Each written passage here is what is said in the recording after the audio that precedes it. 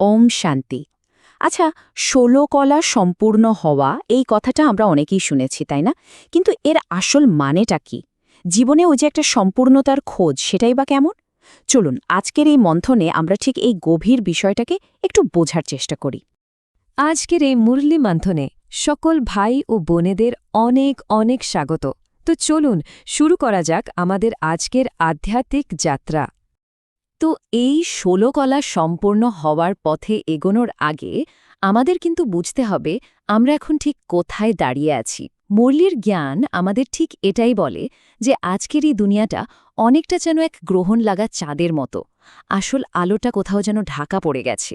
ভাবুন তো একবার যে ভারত একসময় ছিল ১৬ কলা সম্পূর্ণ, একটা আস্ত দেবতাদের রাজ্য। আজ সেখানেই কেমন একটা গ্রহণ লেগে গেছে, একটা গভীর আধ্যাত্মিক গ্রহণ।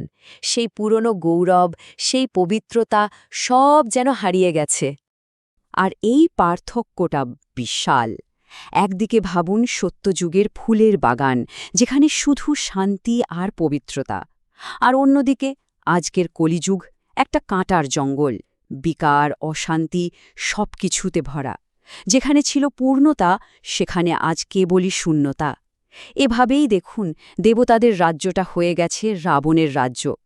কিন্তু প্রশ্ন হল, এই যে গ্রহণ লেগেছে, এই অবস্থা থেকে মুক্তির উপায়টা কি? এখানেই বাবার ভূমিকার কথাটা আসে, কারণ তিনি এসেছেন এই পুরো পরিস্থিতিটা বদলানোর জন্য। বাবার মূল উদ্দেশ্যটাই হল এই পৃথিবীকে আবার সেই পুরনো সুখধামে পরিণত করা। তিনি এসেছেন সকলের ওপর সৌভাগ্যের প্রতীক, বৃহস্পতির দশা বসাতে। আর যখনই বৃহস্পতির দশা বসে, তখন কিন্তু এক নতুন মঙ্গলময় যুগের শুরু হয়। আর বাবা এর জন্য যে উপায়টা আমাদের দেন, সেটাকে একটা আধ্যাত্মিক ঔষধের মতো ভাবতে পারেন। এই ঔষধটা আর কিছুই না, তার দেওয়া অবিনাশী জ্ঞান আর তার স্মরণ, যোগ। এই দুটো জিনিসই আত্মার ওপর থেকে সমস্ত বিকারের গ্রহণকে একদম মুছে ফেলতে পারে। আচ্ছা, তাহলে এখন প্রশ্নটা হলো, আমরা নিজেরা কি করতে পারি? কিভাবে এই আধ্যাত্মিক সম্পূর্ণতা অর্জন করা যায়? এর জন্য কিন্তু কিছু নির্দিষ্ট পুরুষার্থ বা চেষ্টার প্রয়োজন আছে। তাহলে হারিয়ে যাওয়া সেই ১৬ কলা সম্পূর্ণ অবস্থা ফিরে পাওয়ার উপায়টা কি? মুরলি কিন্তু আমাদের একদম পরিষ্কারভাবে সেই পথটা দেখিয়ে দেয়। চলুন দেখে নেওয়া যাক সেই উপায়গুলো কি কি। দেখুন, এই সম্পূর্ণতার পথে এগোনোর জন্য প্রধানত ৩টে ধাপের কথা বলা হয়েছে। প্রথমটা হল যোগ বল জমা করা, বাবাকে নিরন্তর স্মরণ করে নিজের ভেতরের নেতিবাচকতাগুলো জ্বালিয়ে ফেলা, আত্মিক শক্তি বাড়ানো। দ্বিতীয়টা খুব গুরুত্বপূর্ণ, সেটা হল বিকার দান করা। আর সবথেকে বড় বিকার কোনটা? কাম, কারণ এটাই অধপতনের মূল কারণ। আর ৩ নম্বর ধাপটা হল দেহি অভিমানী হওয়া, এই যে আমি শরীর, এই চেতনা থেকে বেরিয়ে আমি আত্মা, এই বোধে স্থিত হওয়া। তো বাবা তো পথ দেখিয়েই দিয়েছেন, কিন্তু সেই পথে চলার দায়িত্বটা কার? আমাদের নিজেদের, তাই না? এই যে বিশাল একটা আধ্যাত্মিক নাটক চলছে, এতে আমাদের প্রত্যেকেরই কিন্তু একটা গুরুত্বপূর্ণ ভূমিকা আছে। আর এই পথে চলার জন্য আমাদের গাইডকে, পথ প্রদর্শককে, সেটা হলো মুরলি, বাবার দেওয়া জ্ঞান। মুরলি না শুনলে শ্রীমত বা শ্রেষ্ঠ নির্দেশনা আমরা পাবোটা কোথা থেকে? এজন্যই রোজ মুরলি পাঠ আর সেটা নিয়ে মন্থন করাটা এত জরুরি। এখন সময় হলো একটু নিজেকে চেক করার, নিজের ভেতরটা একবার দেখতে হবে। আচ্ছা, আমার মধ্যে কি এখনও কাম বা ক্রোধের মতো কোনো কাঁটা লুকিয়ে আছে? হতে পারে খুব সূক্ষ্মভাবে আছে, কিন্তু আছে কি?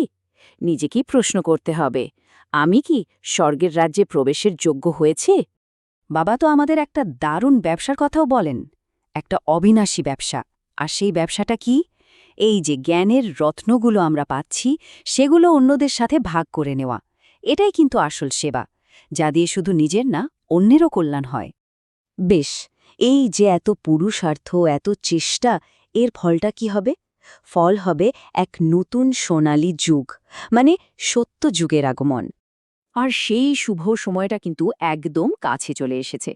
বলা হচ্ছে সকলের ওপর এখন বৃহস্পতির দশা বসছে, যা এক নতুন সুখ আর শান্তির যুগের সূচনা করতে চলেছে।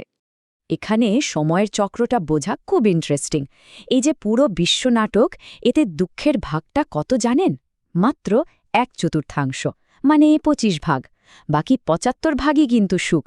এই সৃষ্টিচক্রটাই এমনভাবে তৈরি যেখানে শেষ পর্যন্ত সুখের পাল্লায় ভারী থাকে। এটা একটা বিরাট ভরসার কথা, তাই না? আজকের মুরলির বরদানটাও কিন্তু আমাদের অনেক শক্তি দেয়। বরদানটা হল তমোগুণী বায়ুমণ্ডলে থেকেও নিজের স্থিতিকে একরস অবিচল আর অনড় রেখে মাস্টার সর্বশক্তিমান হতে হবে। যতই বাইরের পরিস্থিতি খারাপ হোক না কেন, ভেতরের স্থিতি যেন একরকম থাকে। আর আজকের স্লোগানটা একটা খুব সহজ কিন্তু গভীর সত্যি মনে করিয়ে দেয়। স্লোগানটা হল, বরদাতা বাবাকে যদি নিজের সত্যিকারের সাথী বানিয়ে নেওয়া যায়, তাহলে বরদানের ঝুলি সব সময় ভরা থাকবে, আর কোনো অভাবই থাকবে না। তো আজকের মুরলীমন্থন আমরা এখানেই শেষ করছি। 16 কলা সম্পূর্ণ হওয়ার এই যে যাত্রা, এটা আমাদের সকলের জীবনে জারি থাকুক। আশা করি আজকের এই আলোচনা পুরুষার্থের পথে চলতে আরও একটু প্রেরণা যোগাবে। ওম শান্তি।